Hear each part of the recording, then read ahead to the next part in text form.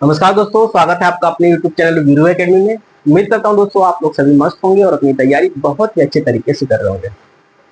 दोस्तों हम कल क्या पढ़ा रहे थे, आपको डिजीज यानी रोग के बारे में बताया था। चलिए एक बार उन सारे चीजों को रिवीजन कर लेते हैं।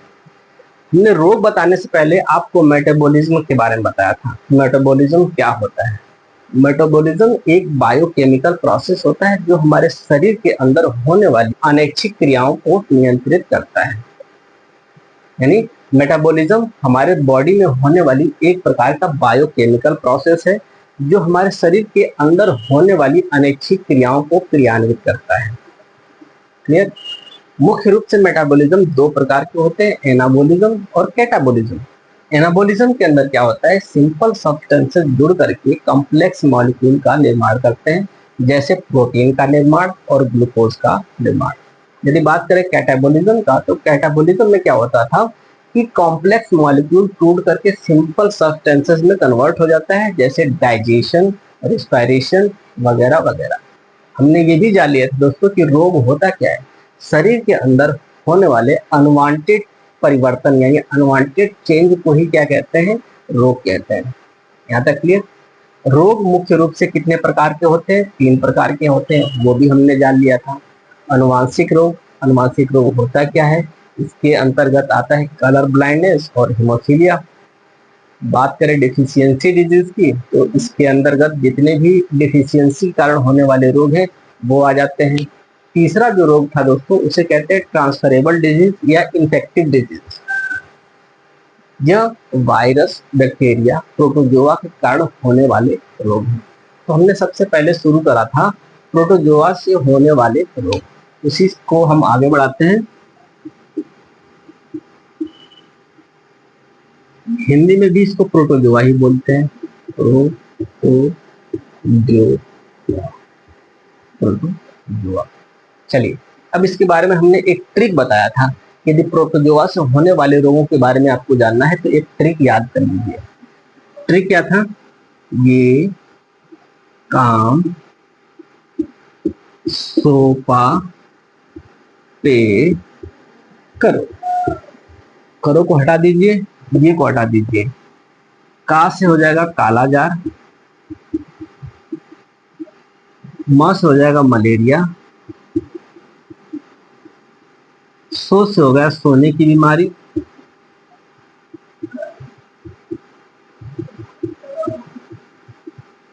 पास से हो जाएगा पायरिया,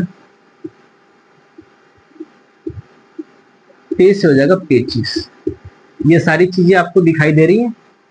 पेचिस, पेचिस नहीं, पेचिस। ठीक है, ये सारी चीजें आपको दिखाई दे रही है। मैं हट जाता हूं, एक बार देख लीजिए। ये काम सोपा पे करो।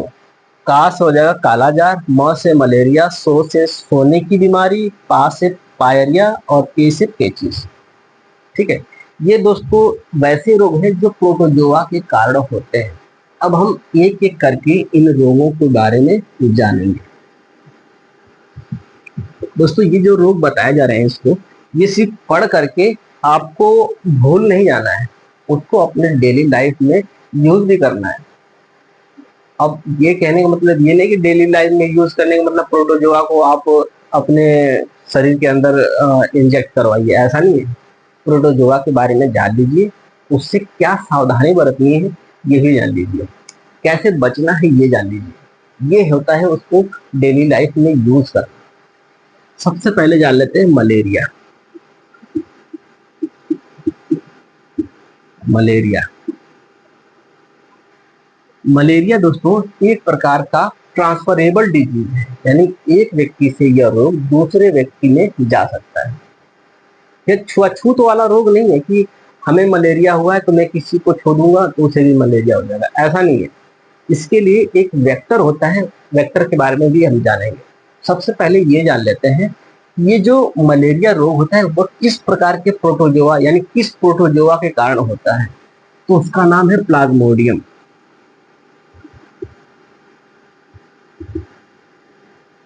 प्लाज्मोडियम नामक प्रोटोजोआ के कारण यह मलेरिया रोग होता है।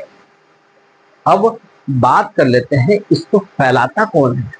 इसको फैलाने का काम करता है मादा एनाफिलीज मच्छर। मादा एनाफिलीज जो मच्छर होता है दोस्तों, यह इसका वाहक होता है। वाहक कहते हैं इसको, या इंग्लिश में कैरियर भी बोलते हैं। अब ये वाहक क्या होता है?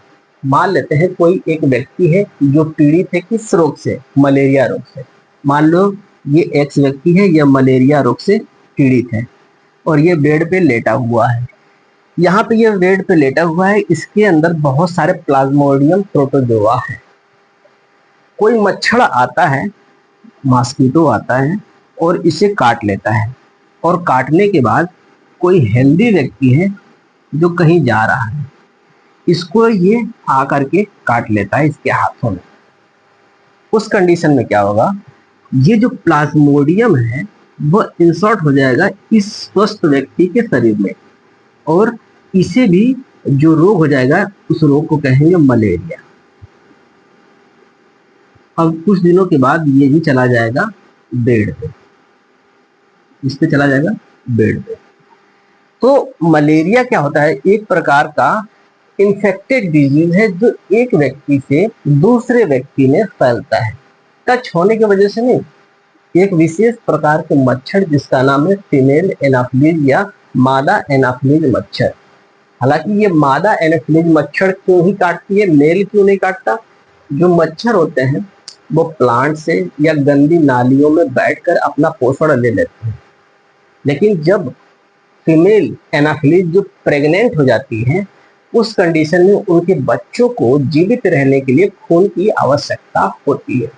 तो उस खून की आवश्यकता को पूर्ति करने के लिए वह काटने आती है आपको, यानी आपका ब्लड वो लेती है या जानवरों का ब्लड लेती है।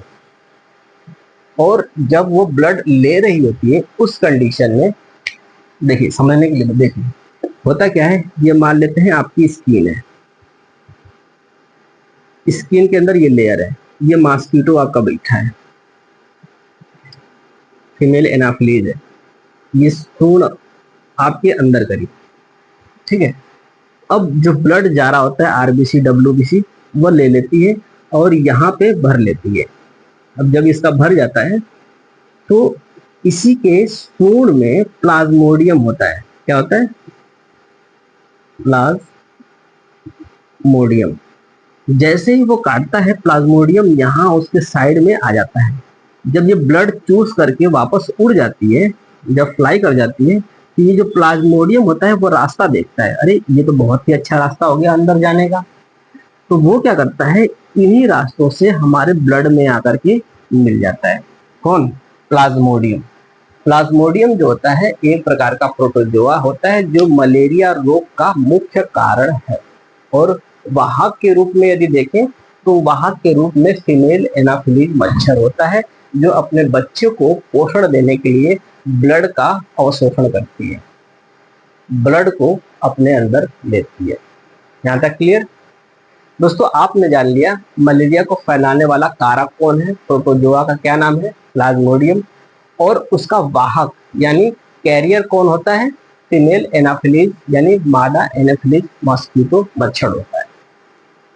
यहाँ तक आपने जान लिया। जब व्यक्ति को मलेरिया हो जाता है तो उसके अंदर क्या क्या लक्षण दिखाई देने लगते हैं। होता क्या दोस्तों, जब प्लाज्मोडियम हमारे ब्लड के अंदर एंटर कर जाता है तो जो हमारा ब्लड होता है या इम्यूनिटी शक्ति होती है उससे फाइट करने लगती है। जैसे ही फाइट करेगी तो हमें बुखार हो जाएगा।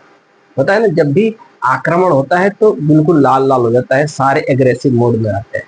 तो उसी वजह से हमारे बॉडी का टेम्परेचर क्या होता है, बढ़ जाता है। उसी को हम क्या कहते हैं, बुखार कहते हैं। बुखार एक प्रकार का सिम्टम है। जब भी हमारे शरीर में कोई अनवांटेड चीजें हो रही होती हैं या हमारी प्रतिरोधक क्षमता किसी रोग से लड़ती है तो उस कंडीशन में हमें क्या हो जाता है, बुखार हो जाता है। तो बुखार हो जाएगा, बुखार, सिर दर्द हो जाएगा, कभी कभी दस्त भी हो जाता है, थकान हो जाएगी आपको, और जब हमें कुछ भी समझ में नहीं आएगा तो उल्टी भी हो जाएगी। तो ये सारे मलेरिया के लक्षण होते हैं। यहाँ तक क्लियर? आगे बढ़े। अब इसका समाधान देख लेते हैं। मलेरिया मान लीजिए किसी भी व्यक्ति को हो गया, तो अब उसको कैसे बचा सकते हैं। पहले तो दवा दे करके उसको ठीक करेंगे, और ठीक होने के बाद उसे कुछ सावधानी बरतनी होगी। जैसे तो मलेरिया को रोकने के लिए मच्छरदानी का यूज करना पड़ेगा। आसपास कहीं नाली वगैरह है तो उसको साफ सफाई रखनी पड़ेगी। तो ये हो गया कुछ सावधानी जिससे हम मलेरिया से बच सकते हैं। मलेरिया समझ में आ गया। एक बार रिवीजन भी कर लेते हैं। मलेरिया एक विशेष प्रकार के प्रोटोजोआ के कारण होता है जिसका नाम है प्लाज्मोडियम, और यहाँ पे वाहक जो काम करता है, वाहक के रूप में वह फीमेल एनाफिलीज करता है। यदि बात करें इसके लक्षण की, तो बुखार आएगा, उल्टी होगा, दस्त होगा, सिर दर्द होगा। ये सारे किसके लक्षण हैं? मलेरिया के लक्षण हैं। इसकी सावधानी के लिए आसपास में सफाई रखना, पानी का जमाव नहीं होने देना, ये और मच्छरदानी का इस्तेमाल करना, ये क्या है? इसकी सावधानियां हैं। अब हम अगले बीमारी के बारे में चलते हैं जिसका नाम है काला जार। मलेरिया आपने जान लिया। अब मैंने स्टार्टिंग में कहा था कि ये रोग जानने के बाद आपको अपने डेली लाइफ में यूज भी करना है। यानी आपको कहीं भी पानी का जमाव दिख रहा है तो उसका मैनेजमेंट करना होगा। उस गड्ढे को भर दें या फिर नाली की सफाई कर दें, मच्छरदानी का उपयोग करें या फिर किसी क्रीम वगैरह का इस्तेमाल करें जिससे मच्छर आपको ना काटे। अब हम अगली बीमारी के बारे में जान लेते हैं जिसका नाम है काला जार। काला जार, काला जार जो बीमारी होता है दोस्तों, ये एक विशेष प्रकार के प्रोटोजोआ के कारण होता है जिसका नाम है लिस्मानिया।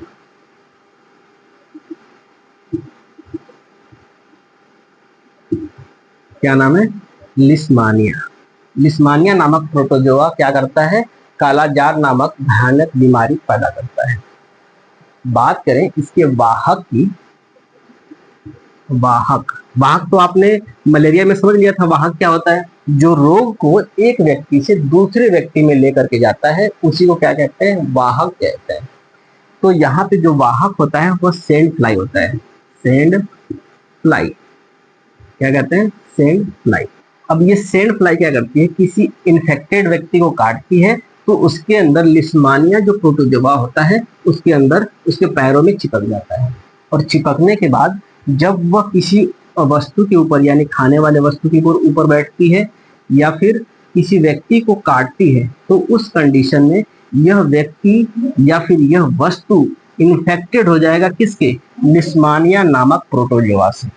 यदि हम इस वस्तु को खा भी लेते हैं तो हमें काला जार नामक रोग हो जाएगा। क्यों? क्योंकि उस खाने में जो प्रोटोजोआ है लिस्मानिया, वो हमें काला जार नामक बीमारी से ग्रसित कर देगा। क्लियर है? अब हम बात कर लेते हैं दोस्तों, ये जो काला जार बीमारी होती है इसके क्या क्या लक्षण हो सकते हैं, सिम्टम क्या क्या हो सकते हैं, उस पर हम बात कर लेते हैं। ये जब बीमारी होती है तो सबसे पहला होता है आपको बुखार आएगा। क्या होगा? बुखार। ठीक, क्योंकि बुखार तब भी आता है जब हमारी एंटीबॉडी या इम्यूनिटी उस प्रोटोजोआ से लड़ रहा होता है। तो जाहिर सी बात है जब भी कोई बाहर से अटैक होगा तो हमारी जो इम्यूनिटी होती है, रोग प्रतिरोधक क्षमता होती है, वह इससे लड़ेगी। तो पहला बुखार होगा। इसके बाद पीलिया भी हो जाता है, पीलिया हो जाएगा। लीवर बढ़ जाएगा। लीवर क्या हो जाएगा? बढ़ जाएगा। जो स्प्लीन होता है जिसे प्लीहा बोलते हैं, स्प्लीन जो जिसे हिंदी में प्लीहा बोलते हैं, ये भी क्या होता है? बढ़ जाता है। स्प्लीन क्या होता है? बढ़ जाता है। पहला होता है बुखार, पीलिया, लीवर बढ़ जाता है, स्प्लीन भी बढ़ जाता है। और क्या होता है? और होता है दोस्तों वजन भी बढ़ता है। वजन क्या होता है? बढ़ जाता है। पहला तो बुखार होता है, पीलिया हो जाता है, लीवर बढ़ जाता है, स्प्लीन भी बढ़ जाता है, वजन बढ़ जाता है, और इसके बाद लिम्फ नोड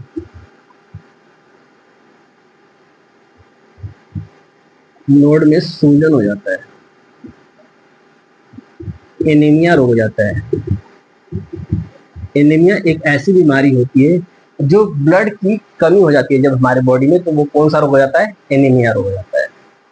ठीक है, तो आपने जान लिया दोस्तों कि कालाजार जो बीमारी होता है वह किस प्रोटोजोआ से होता है? लिस्मानिया। वाहक कौन होता है? सैंड फ्लाई होता है। जो लक्षण होता है वो कौन कौन सा होता है? बुखार, पीलिया, लीवर बढ़ जाता है, स्प्लीन बढ़ जाता है, वजन भी बढ़ जाता है और लिम्फ नोड में सूजन हो जाती है और एनीमिया रोग हो जाता है। बात करें इसके रोकथाम की तो यह भी मलेरिया की तरह ही इसका रोकथाम हो सकता है। कैसे? मच्छरदानी का यूज करके, जिसे मॉस्किटो नेट भी बोलते हैं। मच्छरदानी, साफ सफाई। अच्छा, यहाँ पे तो दिखाई नहीं देगा ना आपको। मच्छरदानी, साफ सफाई। मच्छरदानी का यूज करके, साफ सफाई यूज करके, आसपास के परिवेश को साफ सुथरा रख करके आप कालाजार नामक खतरनाक बीमारी से बच सकते हैं। दोस्तों, कालाजार एक ऐसी बीमारी होती है, यदि प्रॉपर तरीके से इसका इलाज नहीं करा गया तो व्यक्ति की मौत भी हो सकती है। तो आपने आज जाना दोस्तों मलेरिया रोग क्या होता है, उसके सिम्टम क्या होते हैं, उसके प्रोटोजोआ कौन से होते हैं और उसे कैसे रोकथाम किया जा सकता है। ठीक वैसे कालाजार रोग क्या होता है, वह किस प्रोटोजोआ के कारण होता है, किस वाहक की वजह से होता है और उसका सिम्टम और उसका उपचार। अब इसके बाद हम जानेंगे अगले बीमारी के बारे में जिसका नाम है पेचिस।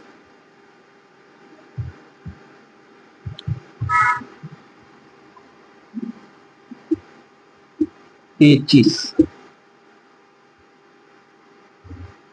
दिखाई दे रहा, क्या नाम है इसका? पेचिस। चलिए दोस्तों, अब हम इस रोग के बारे में जान लेते हैं। पेचिस, पेचिस प्रोटोजोआ के कारण होने वाला एक रोग है।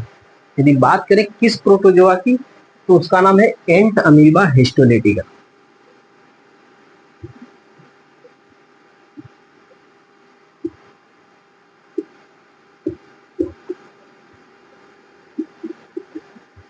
एंट अमीबा हिस्टोलिटिका।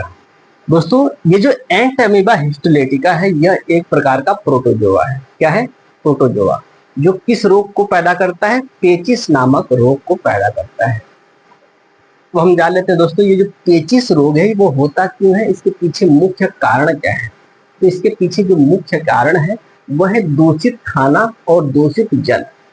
जब हम दूषित खाना और दूषित पानी पी लेते हैं तो उसके अंदर मौजूद एंट अमीबा हिस्टोलिटिका जो प्रोटोजोआ होता है वह हमारे बॉडी के अंदर एंटर कर जाता है और वह क्या क्रिएट कर देता है? पेचिस नामक रोग पैदा कर देता है। होता क्या है दोस्तों, जो एंट अमीबा हिस्टोलिटिका होता है वह एक प्रकार का प्रोटोजोआ होता है, ये तो आपने जान लिया। जैसे ही वो हमारे इंटेस्टाइन में आता है, चलिए यहाँ पे नहीं, यहाँ बनाता हूँ।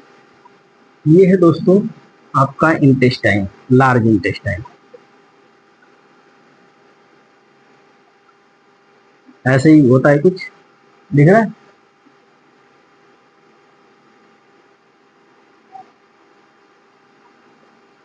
ठीक, और ये हो गया आपकी छोटी आंत, ये हो गई आपकी छोटी आंत। यहाँ तक क्लियर? अब होता क्या दोस्तों, जो एंट अमीबा हिस्टोलिटिका होता है यह एक प्रकार का प्रोटोजोआ होता है। यह बड़ी आंत के इस लेयर पे यानी आंतरिक लेयर पे क्या होता है? चिपक जाता है। क्या होता है? चिपक जाता है। और आपने जब मैं डाइजेशन पढ़ा रहा था तो उस समय बताया था आपको कि ये जो लार्ज इंटेस्टाइन होता है ये पानी का अवशोषण करता है। किसका अवशोषण करता है? पानी का। तो दोस्तों, जब इस लेयर पे अब पानी का अवशोषण किस वजह से करता है? क्योंकि लार्ज इंटेस्टाइन में एक विशेष प्रकार का सेल पाया जाता है जिसे कहते हैं गॉबलेट सेल। कौन सा सेल कहते हैं? Goblet cell. ये क्या करता है? पानी को अवशोषित कर लेता है और जो भोजन होता है या मल होता है उसको सॉलिड सेमी सॉलिड फॉर्म में कन्वर्ट कर देता है। ठीक है, लेकिन होता क्या है दोस्तों, जब एंट अमीबा हिस्टोलिटिका इस इनर सरफेस पे चिपक जाती है तो जो गॉबलेट सेल होता है पानी का अवशोषण नहीं कर पाता है। ध्यान देना, जब पानी का अवशोषण नहीं कर पाएगा तो उस कंडीशन में जितने भी मल होते हैं उनके अंदर पानी की मात्रा क्या होते हैं? बढ़ जाती है। और वो किस फॉर्म में हो जाते हैं? लिक्विड फॉर्म में हो जाते हैं। किस फॉर्म में हो जाते हैं? लिक्विड फॉर्म में, यानी तरल रूप में मल होता है। और तरल रूप में ही यह हमारे, या जिसको यह बीमारी हुई है, तरल रूप में ही भोजन बाहर आता है। अब हम बात कर लेते हैं इसके लक्षण के बारे में। सारी चीजें यही देख करके मैं लक्षण बताऊंगा दोस्तों। पहला होता है, अब जब लिक्विड के फॉर्म में सारे मल आएंगे बाहर, तो इसे कहते हैं दस्त। क्या कहते हैं? दस्त। दस्त पहला लक्षण हो जाएगा। और यह हमारे शरीर में पानी की कमी कर देगा। पानी की कमी, ठीक है। क्योंकि पानी की कमी इस वजह से क्योंकि पानी एब्जॉर्प्शन हमारी बॉडी कर ही नहीं पाती है, लार्ज इंटेस्टाइन नहीं कर पाती है। इसका मतलब हमारे बॉडी के अंदर पानी की कमी हो जाएगी। पानी की कमी होगी। अब हमने बताया था दोस्तों, जब भी कोई बाहरी आक्रमण होता है हमारे बॉडी पे, यानी वायरस और बैक्टीरिया, फंजाई या प्रोटोजोआ का, तो हमारी जो रोग प्रतिरोधक क्षमता होती है उससे लड़ने की कोशिश करती है। तो जब वो लड़ रही होती है तो हमारे जो शरीर का तापमान होता है वो बढ़ जाता है, जिसे क्या कहते हैं? बुखार कहते हैं। बुखार। तो यहाँ भी क्या होता है? एंट अमीबा हिस्टोलिटिका हमारे बॉडी में एंटर कर चुका है, यानी इससे भी हमारी जो रोग प्रतिरोधक क्षमता है वह लड़ती है, ठीक है। तो बुखार आ जाएगा आपको।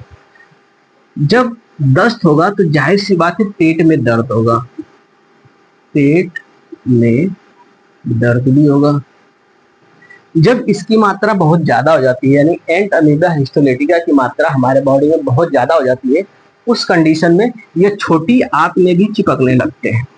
जब छोटी आंत में चिपकने लगेंगे तो उस कंडीशन में पानी का या भोजन का अवशोषण भी नहीं हो पाएगा, भोजन का एब्जॉर्प्शन भी नहीं हो पाएगा।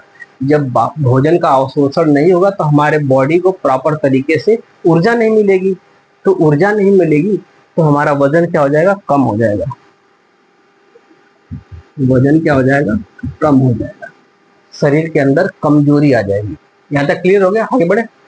अब बात कर लेते हैं दोस्तों इसके रोकथाम की। दोस्तों इसका रोकथाम बस मात्र एक ही है कि साफ और स्वच्छ जल पिए, स्वस्थ और ताजा भोजन, गर्म भोजन खाएं, किचन वगैरह में किसी भी प्रकार की गंदगी ना होने दें। एक बात और, खाना खाने से पहले हाथ को प्रॉपर तरीके से धुल लें। शौच करने के बाद भी अपने हाथ को प्रॉपर तरीके से धुलना है।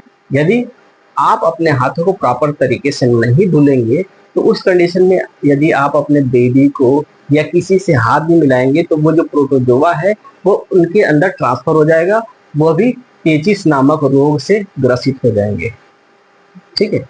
तो इसका समाधान यही है कि साफ सफाई रखें, स्वच्छ खाना खाएं, स्वच्छ पानी पिए और खाने से पहले हाथ धोएं, शौच करने के बाद हाथ धोएं।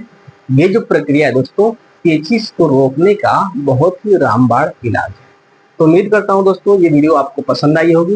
वीडियो पसंद आई हो तो चैनल को सब्सक्राइब करने के बाद बेल आइकन दबाना बिल्कुल ना भूलें, ताकि मेरे द्वारा भेजे गए वीडियो का नोटिफिकेशन सबसे पहले आपके पास पहुंचेगा और आप अपने जीवन में तरक्की करेंगे।